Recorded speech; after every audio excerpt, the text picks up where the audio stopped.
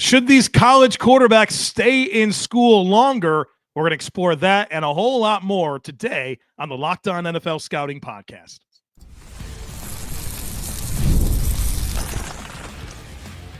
You are Locked On NFL Scouting with the Draft Dudes, your daily podcast for NFL and college football scouting. Part of the Locked On Podcast Network, your team every day. What's better than this? It's guys being dudes here on the Locked On NFL Scouting Podcast.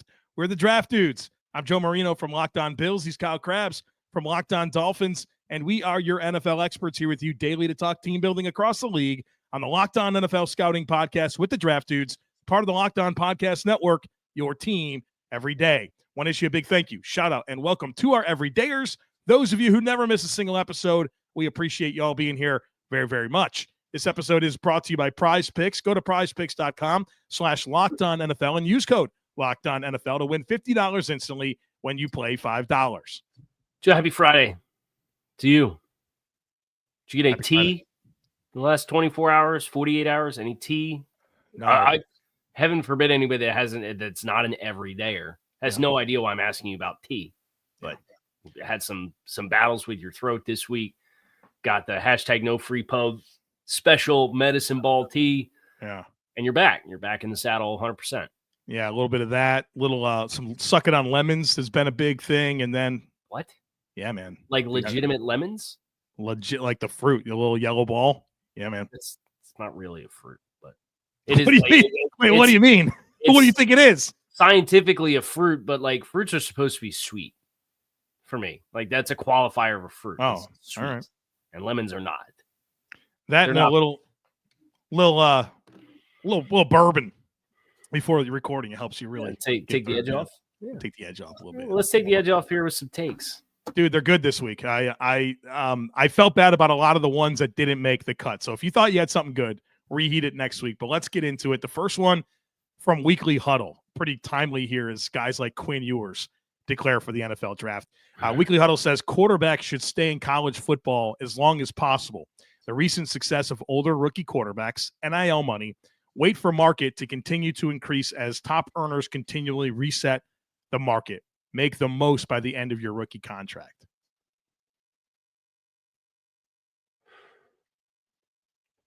I don't know. At some point, like, is every decision every person ever makes from here until the end of time to just maximize their earning potential?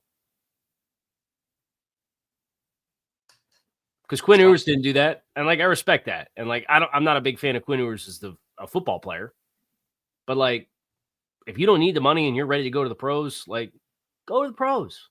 Why not? Allegedly turned down $8 million NIL deal, which I have a hard time believing, but yes, there is value to guys who are not ready to play staying and continuing to get better. And if you're not going to have success in the NFL, then staying in college and earning more money and playing that way. But I don't think it's a one-size-fits-all conversation. That's right, Lane. I don't think it's the same for every quarterback. I mean, obviously, if you're a player that's pretty marginal and you have chances to continue to rack up NIL money, you should probably take that. I think the most interesting thought that I've had recently about this is a guy like Bo Nix, who had a great rookie season with Denver. Mm-hmm. He played in the most games ever of any quarterback in the history of college football to go to the NFL draft, 61 games. That certainly helped him step in and be the quarterback that he was right away. So I do agree that it's circumstantial, but if it is the most important thing is earnings and you're a mid-round quarterback, stay in school. You should. Those players more often than not should stay in school. Yeah. This one's only for you. I have nothing to offer here. Jared says Matthew Golden is not just one of the best receivers in the draft, but he's in contention for wide receiver 1.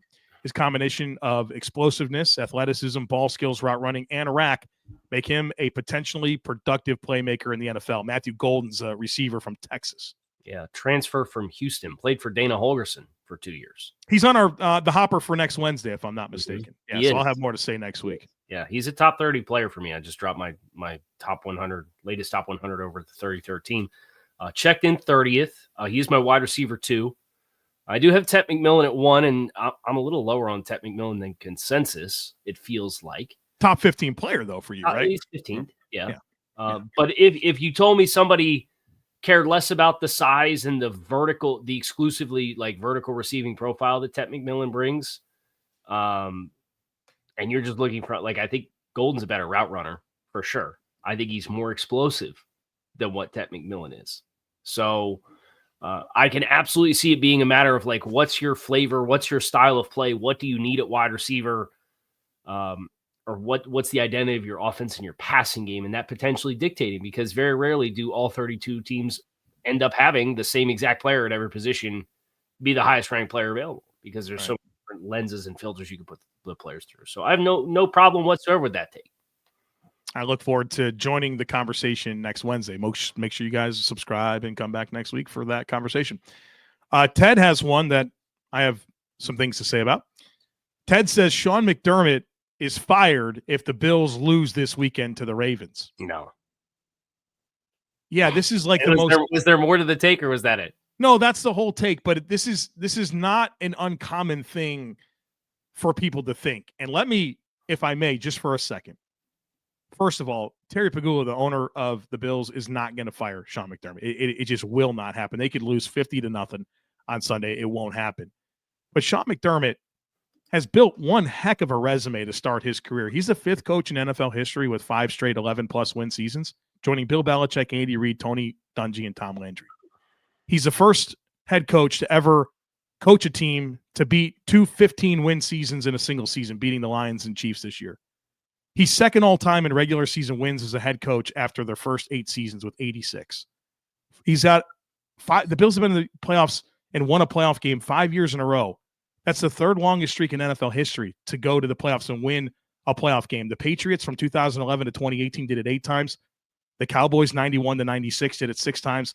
And the Chiefs 2018 to 2023, they're at 6 times. If they win on Saturday, they get to 7. This is going to be a top 5 all-time streak. Like, what are we talking about? We need to normalize not winning the Super Bowl. What are we talking about? Winning playoff games is hard, right? And for that, the consistent amount of success, and Buffalo knows they're going to wake up every year right now, and they're going to have at least 11 wins, and they're going to have a shot in the dance. And it's going to be, what draw do we get? How well do we play? Where do we play? How well is whoever we're playing? And you try and take advantage of those opportunities. But I cannot imagine any other than Andy Reid in Philadelphia and Kansas City and their Chiefs fans, people waking up having experienced the resume that Buffalo fans have experienced and saying, now we're good. We want something. We want different.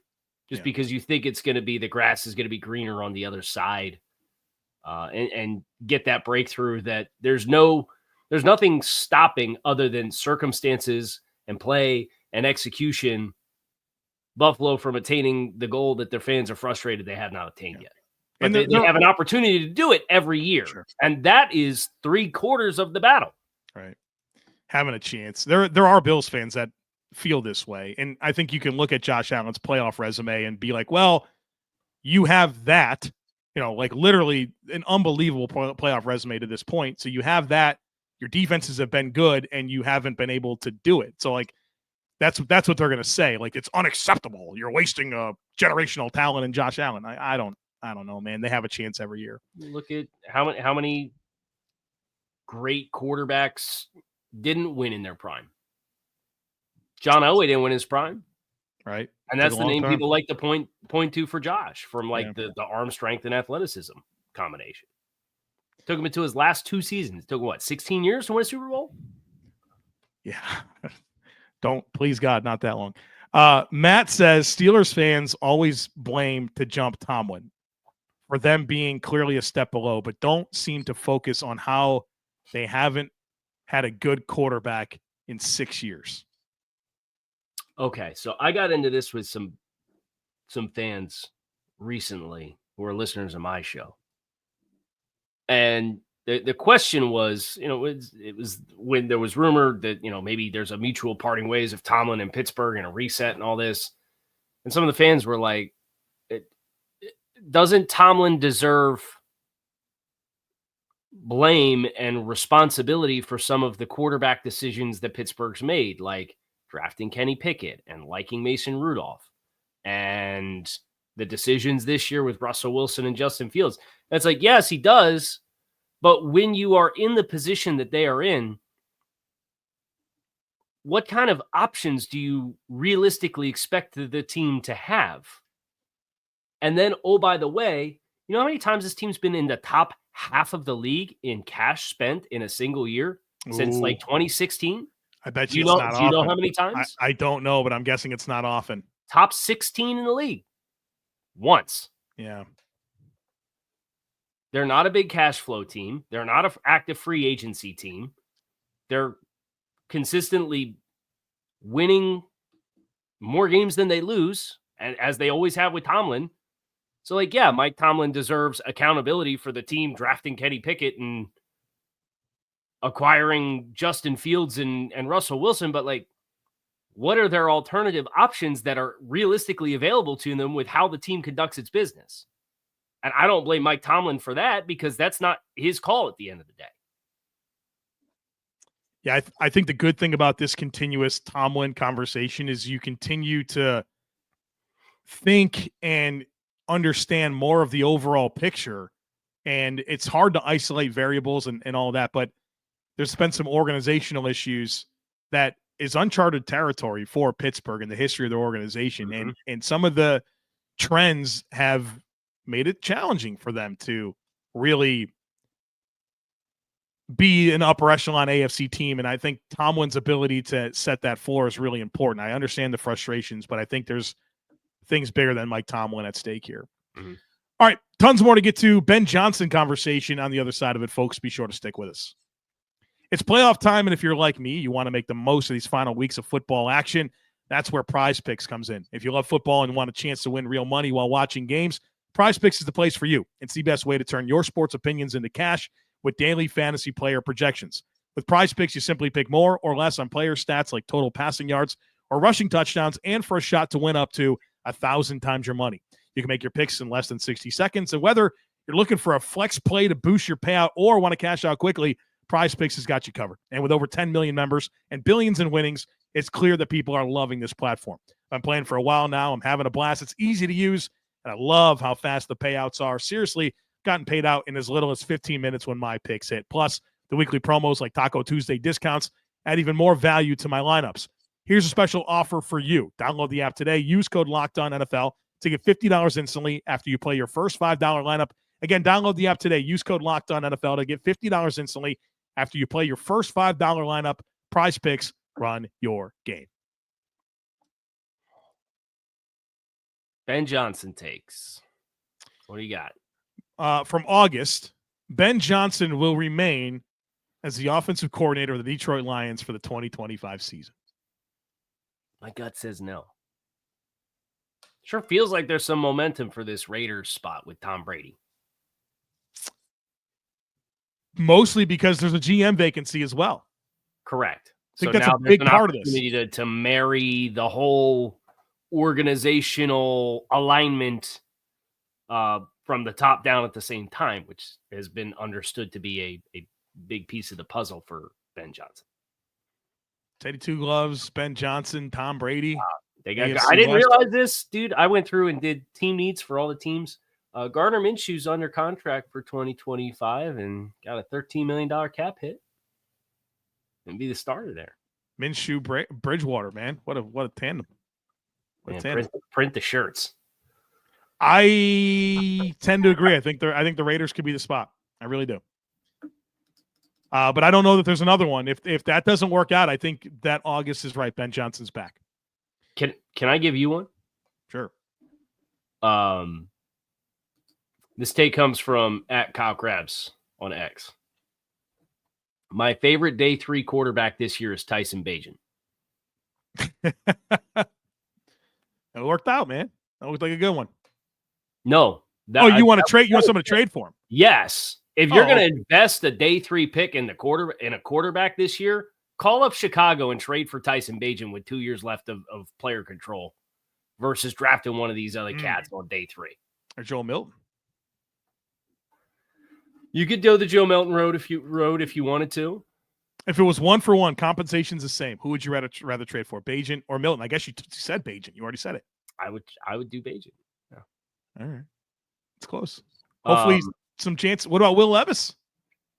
And Will Levis, if the price was right, I think there's a lot of teams that would probably love to have a player of that talent, physical talent standpoint, competing to develop and try to earn a backup job on your team. Is Malik Willis kind of the poster child for this conversation? Like, he mattered for the Packers this year. Yes.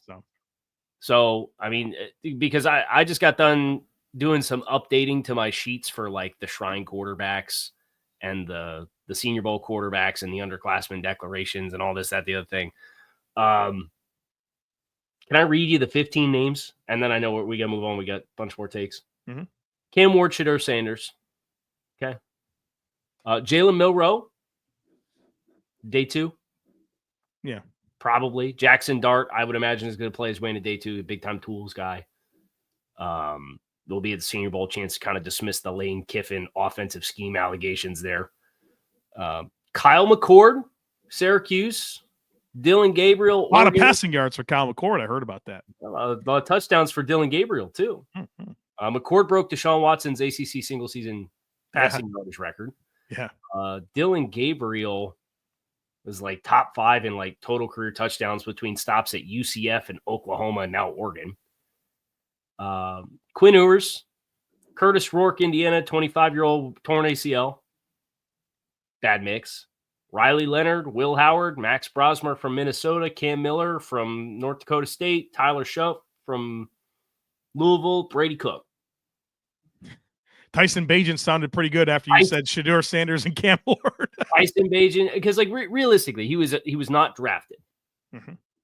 What kind of pick compensation do you think you need to offer Chicago for them to bite when they have Caleb Williams coming into year 2 as the number 1 overall pick and a new offensive scheme? So coaches that haven't been pouring into Tyson Bagent the last 2 years that he's been there.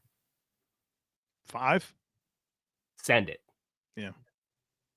Send it. All right, I'm done. Matt says, if you have 2 quarterbacks, you have no quarterbacks, has not aged well. Philly proved it first drafting Hurts, and they had Wentz under contract. Green Bay, Minnesota, Atlanta have all proved investing high picks in your future quarterback improves your franchise's future outlook. Circumstantially, yes. That's exactly where I landed. Yeah. It's like it made sense. All of those teams made sense. Would it make sense for the Bengals to draft a quarterback in the 2nd round, or the Chiefs, or the Bills, or the Ravens? No. That's why they've had the backup quarterbacks they've had. But for those teams where it's shaky, sure.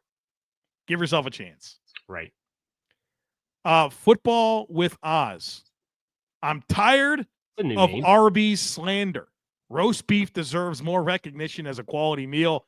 On top of having some of the best fries in the business, no more will I hear this about one of the best fast food joints in the 50 states. I thought this was a running back's take. Oh, Arby's.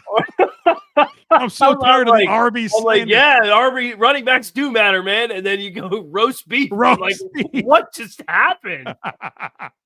You're talking about all-time pivot on the show. I think Arby's is, if you put it on the big board of we're on a road trip, we only have fast food destinations. When you're driving on the interstate and you see the sign with 2 miles exit and it's got all the fast food places up there, it's going to be a top 3 option for me. It won't be for everybody, but it'd be a top 3 option for me for like a place to stop. Oh, for sure. I'd rather have that than like a fast food burger or a non-Chick-fil-A chicken sandwich or Subway. Right. Quiznos. Yeah. Kick Rock. Yeah. I'm in on Arby's. Totally. Totally in on Arby's.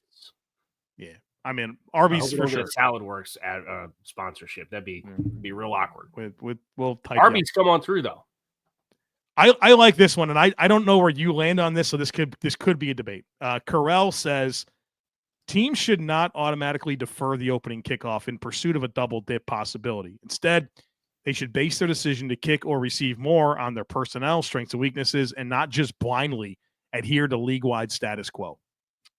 Yes, I agree. I think there's games where it makes sense to try to set a tone and take the ball first and the messaging that it provides your team instead of just, well, mathematically, we want to, in theory, have the extra possession in the second half, and we want to make the strategic decisions to dictate terms at the end of the first half, because that leads you down the Mike McDaniel path of there's 28 seconds left and your own 15-yard line, and you do all kinds of dumb stuff trying to get down into scoring territory and a bunch of stuff that blows up in your face.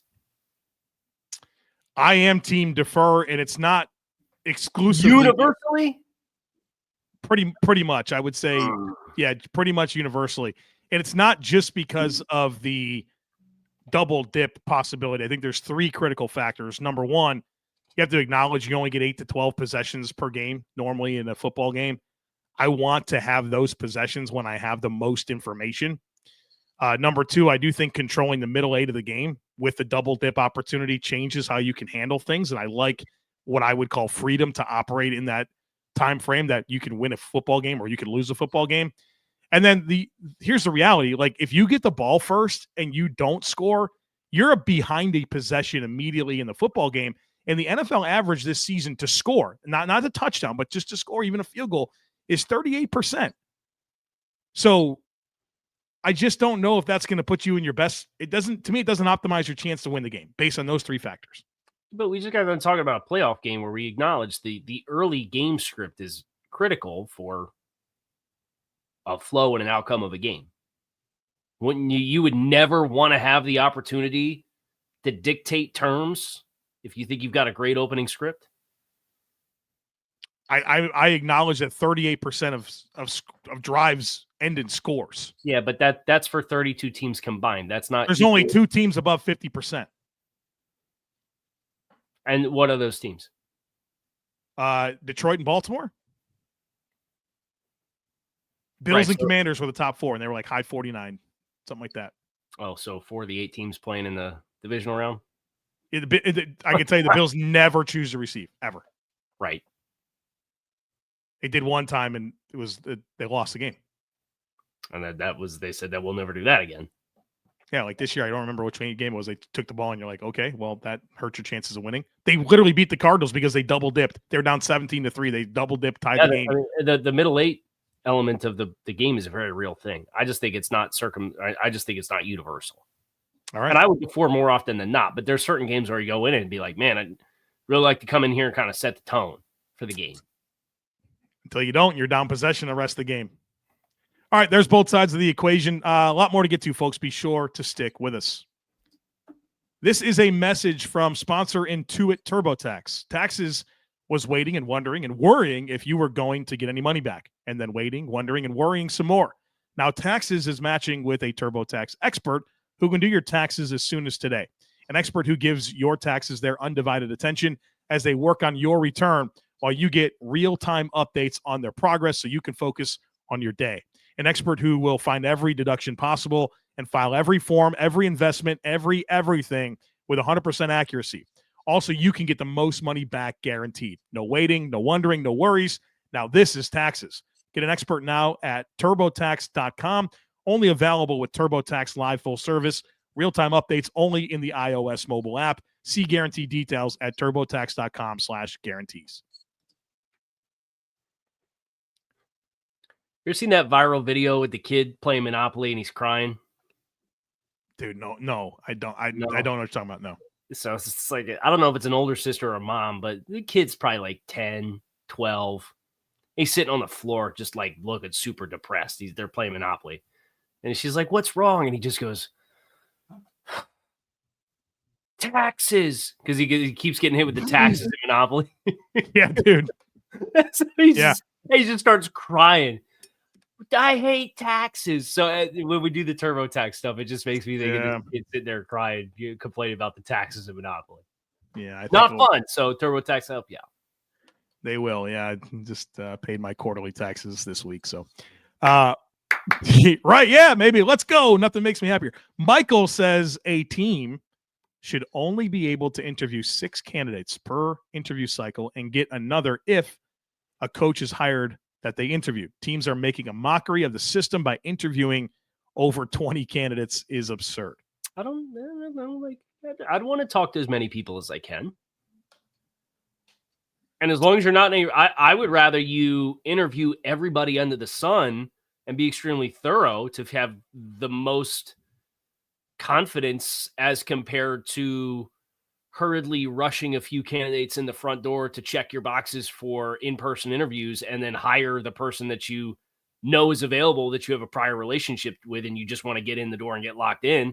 I'd rather do the thorough thing than do that, because I think that's a bigger mockery of the interview process. Yeah, I don't really see the downside to interviewing a bunch of people other than it's annoying for fans. That's right. All I can really think of. I've done a lot of hiring in my life, and I can appreciate like when you know. Yeah, well, when you know, right? Dude, I've made a lot of hiring mistakes in my life too. Let me tell you that. But I think when you feel like you have your person, you do have your person. So I can appreciate that angle, but yeah, I don't really see the downside. In fact, I think those exposures are probably good for the candidates. And I think them being candidates that are interviewing for teams, I think that maybe even helps them down the line in future opportunities. Like you're thinking to yourself, oh my gosh, this team's talking to this person. Maybe I should be thinking about that person. Mm-hmm. So I outside of it just being annoying to monitor as a fan, I don't really see the downside. Kevin says the 2025 NFL draft running back class will be the best running back class since 2017. Considering the depth of talent, teams should especially not spend a first-round pick on a running back this year. Go grab a quality player at a premium position and grab up running back depth later. Sorry, Ashton Genti. Man, you had me in the first half. I'm not going to lie. So can we acknowledge that this is a good running back class? Yeah. I was trying to peek through that on your big board that you just dropped. Yeah. So Genti, Judkins, Hampton, Caleb Johnson, Cam Scatterbo are guys I all really like. Travion Henderson, I haven't done a write-up on yet. Devin Neal from Kansas. Woody Marks is a good pass-catching guy. Trevor Etienne has a lot of talent. There's guys that run angry like Kyle Monanganai from Rutgers and Taj Brooks from Texas Tech. Damian Martinez is a big-time power back from Miami, transferred from Oregon State.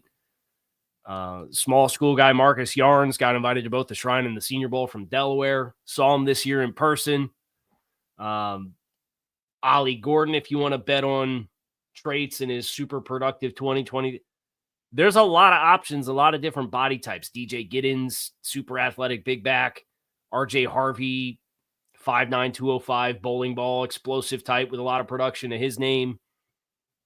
It's an embarrassment of riches, and that's part of the reason why running back does get devalued, because the opportunity cost is different. But Ashton Genti's a little bit. Yeah, dude, I see him falling to the 20th pick. It's kind of crazy to me. I've seen as somebody who just reads mock drafts, I've seen Hampton, Genti, and this is a Caleb Johnson. Is that his name? Yeah. I see those three guys pretty regularly mocked in the first round. So, I mean, it feels like a great class. It certainly does, which is exciting. We lost both the Penn State kids, went back to school. Right. Katron Allen and Nick Singleton both. Didn't Michigan have a guy that was supposed to be something? You're talking about Donovan Edwards. Yeah, what happened to him? He's in this class. Oh, all right. Okay. He's kind of fallen off a little bit. Kyle Mulling, they converted Kyle Mullings from linebacker to running back, and he was kind of the marquee guy this year. Not great for what's his name? Not great for NCAA 25 cover athlete. Boy, no, he was supposed to be the cat's pajamas, man. Everyone was Blake Corum. Like, let's watch out for this next guy. What happened? I thought you were going to say the bee's knees there. Went with cat's pajamas. Yeah. Joe at work, who I've recently learned is a Packers fan. Like, shout out. Thank you. Joe at work probably says, the one loyal and well-grounded regular interactor with the show that we know that's a Packers fan. Right? I got a chance. Make him mad. I got a chance to talk with Peter Bukowski. I went on Locked On Sports Today yesterday. We powwowed about the Packers for a while. So it was. He didn't know it, but it was therapeutic for me. He said the Packers' strategy to go with a wide receiver committee rather than have a true number one was sound, as they assumed one of Reid, Wicks, Watson, or Dobbs would elevate their game. The problem was the only pass catcher who elevated their game was Tucker Kraft, good process, bad results. I do think there's something to be said about being so deep, like the separation element of players separating themselves from the pack, I think can be more challenging when it's that deep of a thing. And it feels like it wants to be Christian Watson, but unfortunately there's been, availability elements with him. Every time I watch Jayden Reed, I don't have any questions about Jayden Reed's talent. Yeah, same. But I mean, you go, the Packers had 4. Do you know how many targets the number one targeted player in the Packers offense had this year? 80. 76, Dontavian Wicks. That was the number one target guy? Dontavian Wicks got the most targets on the team with 76. Jayden Reed got 75. Romeo Doubs got 72. Tucker Kraft got 70. Christian Watson got 53. Josh Jacobs got 43. You got 4 cats between 70 and 76 targets. I think it is a good thing, but by far the most productive player out of that group is Jayden Reed. He led the team in receptions. He led the team in yards. He led the team in yards per catch, other than Christian Watson, who had the lowest success rate on targets of these top name guys. I don't have any. I don't look at that group, and I don't have concerns about finding. I'm not like, wow, the Packers need to get another wide receiver next year. You know what I mean? I'm like, wow, the Packers need to get another pass rusher. Wow, the Packers need to get some corners, especially if Jair Alexander's not going to be back next year. Yeah, their offense has to grow too, right? Like obviously Jordan Love caught lightning in the bottle for better. Like 8 games. Yeah, but let's go back there and the injuries that he had and kind of a challenging center position if you don't bring back Josh Myers. Yeah. Shout out, he's not out for the year. That's good to know. We got to get this one in. Adam says people that lift weights without headphones are insane. How do you get jacked up on bench press or deadlift to the bland music the gym plays? And the clanking in conversations around you? I can't really appreciate this because I either lift in my garage or I go to the CrossFit gym that is like, it's either a class that has good music or you just play whatever music you want in there. So I haven't been in like a open, like 8,000 pieces of equipment people are lifting. I would imagine I would want headphones in. Yes. You know what gives me the heebie-jeebies, and I apologize to anybody that this is true about, people who lift weights with a hat on. How do you do it? How do you lift weights with a ball cap on? I do sometimes. Do you? How does that work, man? That's so the whole thing is from the moment I walk in the door, you don't want anybody to talk to you. Correct. So I just want to be like, I want to mind my own business. I want to kind of get locked in, and the hat kind of helps. You wear the brim low, and then you have the headphones on. And there's very little. I've seen these people. It's you. I know this was you. It's very little instances ever where anybody's going to make eye contact with you and then have an excuse to talk to you. Now, if somebody needs help or they need a spot, they're like, I'm more than happy to spot somebody or something like that. Yeah. But it feels like 30% of the folks that pop in there, every time you look up, they're chit chatting and it's social, and that's fine. But it's not for me. So I want to wear the hat because I want to give the tones and the cues to everybody else to understand. Get your blinders on. What I'm for. Yeah. This is, people might be surprised to know this. I only wear hats when I podcast. I don't ever wear a hat doing anything else. You buy every hat that ever comes out around the business. Like tax write-off, baby. Let's go. I wear it on the show. It's work related. Yeah, right? I need it. Yeah, absolutely. This is an important prop for my show. Yep. All right. As you do for us, another week in the books here on Locked On NFL Scouting. I'm Kyle Krabs. He's Joe Marino. We appreciate you guys as always for checking out the show. Come back next week, figure out which Buffalo Bills hats Joe is going to wear on the program for his tax write-offs. TurboTax got you covered. Joe's got his TurboTax hat write-offs ready to roll. Enjoy the weekend. Enjoy the division around the NFL playoffs. We'll see you again on Monday.